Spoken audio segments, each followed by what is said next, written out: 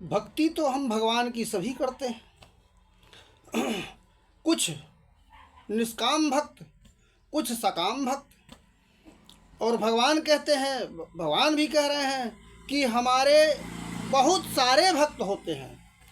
कुछ अर्थार्थी जिनको धन चाहिए, कुछ आर्त जो दुखी हैं, कुछ जिज्ञासु जिनको हमें जानने की उत्कंठा है।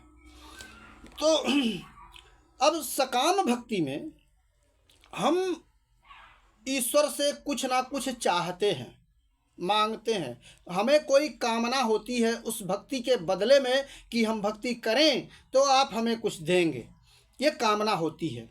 अच्छा, वह कामना किस चीज़ की है? चाहे कुछ भी हम मांगेंगे, इस माया से संबंधित चीज़ें ही हम मांगते हैं।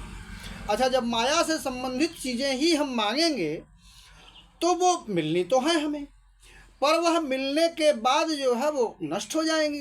भाई रहता तो कोई संसार तो सरक रहा है सरस्वती तो सरक रहा है, वो जो मिला है वो सब नष्ट हो जाएगा। चाहे हम स्वर्ग ही क्यों ना पा जाएं, मांग लें स्वर्ग ही क्यों ना पा जाएं, पर तुलसीदास जी कह रहे हैं कि स्वर्ग स्वल्प अंत दुखदाई। स्वर्ग भी कुछ समय के लिए, थोड़े समय के लिए है, अल्प है, और अंत में फिर नीचे की जोनियों में जाना है तो दुखदाई तो होना ही होना है। और निष्काम भक्त जो है उसमें क्या है कि कुछ उसको चाहिए नहीं होता है, ईश्वर से कुछ भी चाहिए नहीं होता है। भगवत प्रीत्यर्थ, वह भगवत प्रीत्यर्थ होती है, उसमें कुछ अपने लिए कुछ नहीं चाहना होता है। हाँ, आपके लिए तो भाई आपकी खुशी के लिए तो हम रहते हैं, यानी निष्काम भक्त। अब देखिए बिंदु जी कह रहे हैं कि तेरी गरज जो होती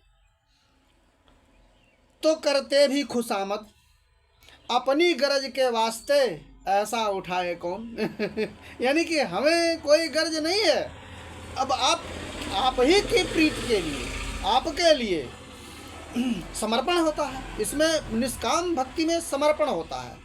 अच्छा, जो समर्पित भक्त है, अनन्य, तो उसके लिए भगवान क्या कह रहे हैं कि जो मेरे को, भगवान कह रहे हैं जो मेरे को जैसे भजते हैं मैं भी उनको वैसे ही भजता हूँ।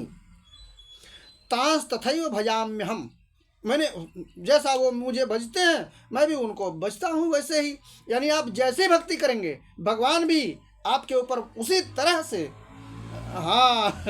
कृपालु होंगे। और भगवान कहते हैं कि अनन्याश्चिन्तयन्तो मां ये जनाः पर्युपासते तेषां नित्याभियुक्तानां योगक्षेमं वहाम्यहम्। जो निरंतर मेरे में मन लगाता है, अनन्य भाव से मुझ में ही निरंतर जो है मन लगाते रहता है, वह मुझ में निवास करता है। और अनन्याश्चिन्तयन्तो मां ये जनाः पर्युपासते तेषां नित्याभियुक्तानां योगक्षेमं वहाम्यहम्। उसका योग और क्षेम मैं स्वयं वहन करता हूँ। हाँ भाई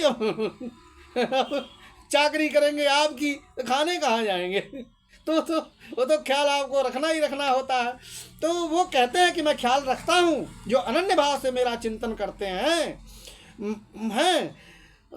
तो उनका योगक्षेम, योग यानी कि प्राप्त वस्तु, अप्राप्त वस्तु का प्राप्त होना योग, और प्राप्त वस्तु का रक्षण संरक्षण क्षेम, तो दोनों मैं भगवान कहते हैं कि मैं उसका योग क्षेम मैं स्वयं वहन करता हूँ। अच्छा, अब जैसे जैसे हम भक्ति में घुलते जाते हैं, ईश्वर के साथ मिलते जाते हैं, अनन्यता बढ़ती जाती है हमारी, फिर हम में परिवर्तन होने लगता है कि जो दिखाई देता है, स्पष्ट दिखाई देने लगता है।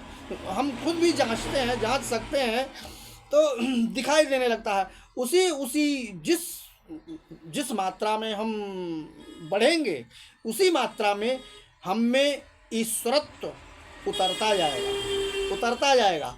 और फिर एकदम जब अपने आप को जब हम मिटा लेंगे, यानी कि अपनी सूरत ही बिसर जाएगी जब हमको तो फिर हम ईश्वर बचता ही नहीं कुछ तो ईश्वर, जो कुछ नहीं बचता तब ईश्वर।